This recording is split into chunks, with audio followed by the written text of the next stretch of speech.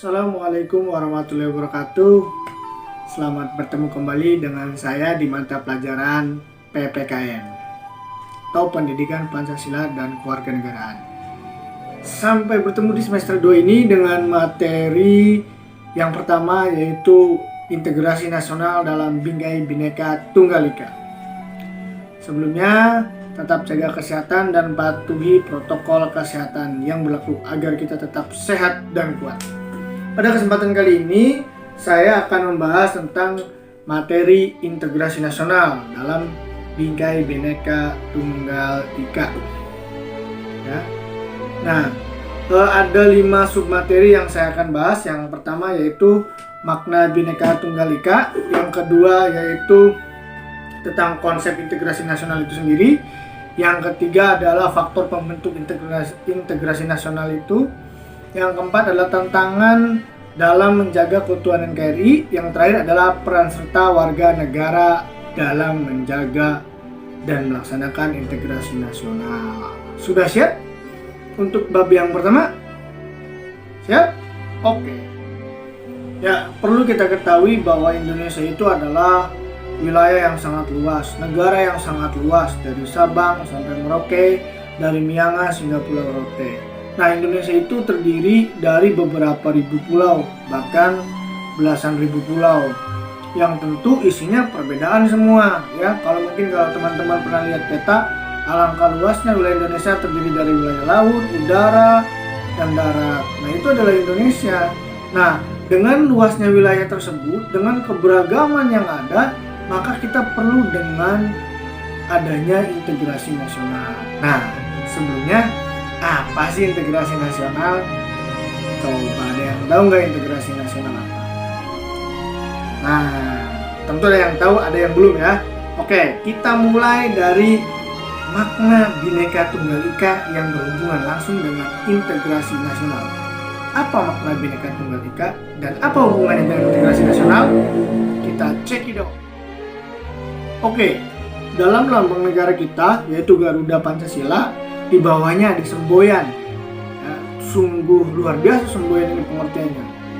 Dengan tulisan Bhinneka Tunggal Ika yang berarti berbeda-beda tetapi tetap satu jua. Nah, itu makna yang luar biasa dari Bhinneka Tunggal Ika yang terdapat pada lambang negara kita.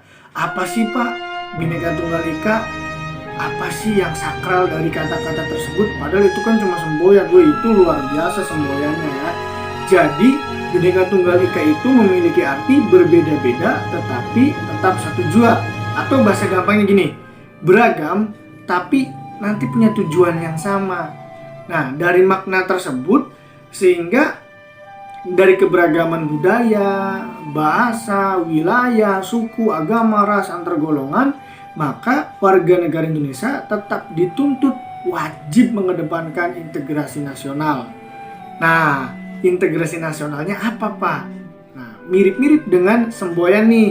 Ya, makanya akan Bapak perjelas dalam pengertiannya. Jadi sekali lagi bahwa Bhinneka Tunggal Ika itu memiliki makna bahwa keberagaman akan memiliki satu tujuan yang memiliki arti ya tadi berbeda-beda tetap satu jua. Berarti keberagaman tetap berujung pada satu tujuan. Walaupun beragam atau berbeda dari suku, agama, ras, dan antar golongan, bahkan bahasa, budaya, dan lain-lain. Nah, itu makna dari Bhinneka Tunggal Ika itu sendiri ya. Nah, sekarang apa hubungannya dengan integrasi nasional? Kita bahas, oke? Setelah tadi pembahasan Bhinneka Tunggal Ika, maka selanjutnya adalah konsep integrasi nasional.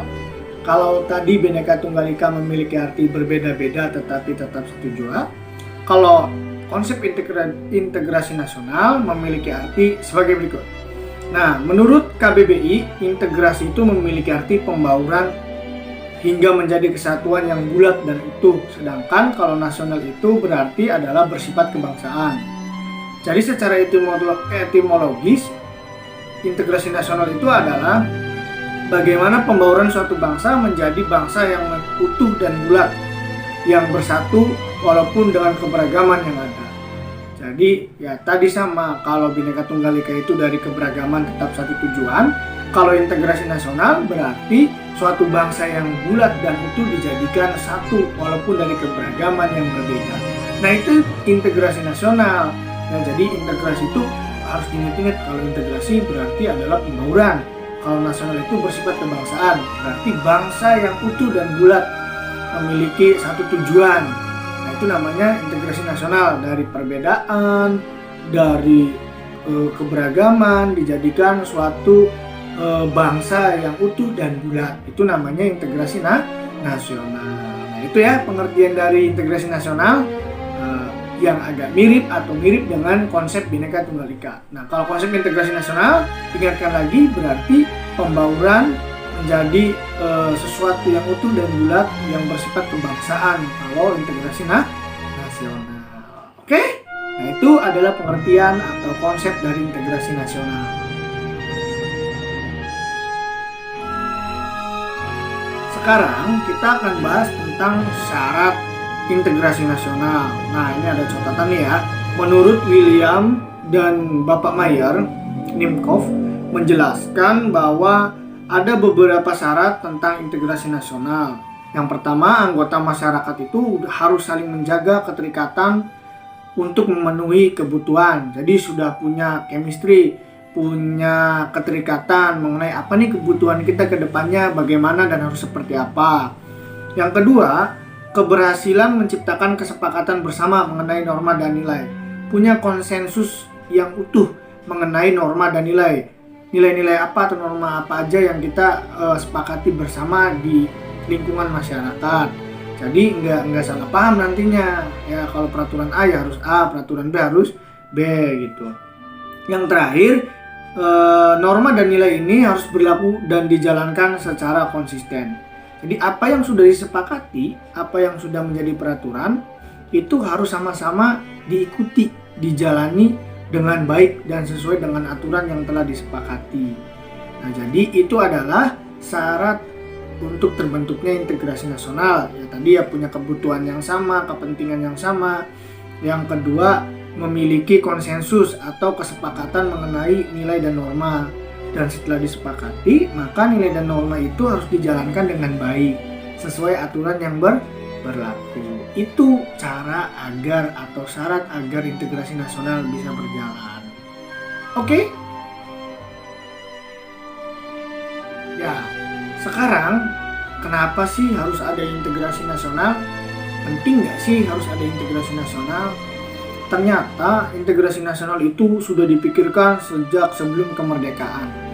Ya, bahkan perjuangan rakyat Indonesia itu terbentuk dari integrasi walaupun belum banyak yang menyadari gitu ya.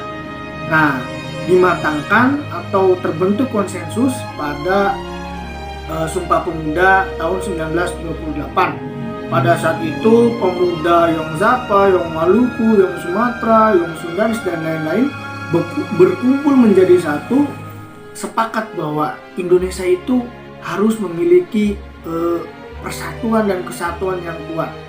Maka mereka menuangkan dalam Sumpah Pemuda yang pada saat itu sebagai wadah bahwa perbedaan wilayah, suku, agama, ras, antar golongan, bahkan bahasa, budaya itu bukan lagi masalah, melainkan alat perjuangan untuk memerdekakan bangsa Indonesia. Nah, dari situlah integrasi nasional mensuat dan sampai sekarang sangat dibutuhkan oleh bangsa Indonesia. Jadi, kalau ditanya cikal bakal integrasi nasional, ya konsensusnya atau kesepakatan yang sangat menandai itu adalah Sumpah Pemuda 1928. Nah, isinya kurang lebih gini ya, bahwa bertumpah darah yang satu yaitu tanah air Indonesia, berbangsa yang satu yaitu bangsa Indonesia, dan berbahasa yang satu yaitu bangsa Persatuan Bahasa Indonesia. Nah, ini menandakan bahwa dari perbedaan yang ada dituangkan dalam integrasi nasional. Nah, jadi Sumpah Pemuda 1928 ini memiliki peran penting dalam peristiwa atau bukan peristiwa ya, dalam terbentuknya integrasi nasional sampai detik ini dan selamanya bagi bangsa Indonesia. Nah, itu adalah sedikit ulasan mengenai integrasi nasional ya, mulai dari Bhinneka Tunggal Ika, pengertian integrasi nasional, terus lain-lainnya sampai pada titik bahwa apa sih yang mencetus integrasi nasional? Ya tadi adanya Sumpah Pemuda 1928. Sekian pertemuan kali ini, kita berjumpa pada pertemuan selanjutnya. Sehat selalu, tetap semangat. Saya harap kita akan bertemu dengan pelajaran PKN lagi dengan kegembiraan dan semangat yang luar biasa. Terima kasih. Assalamualaikum warahmatullahi wabarakatuh.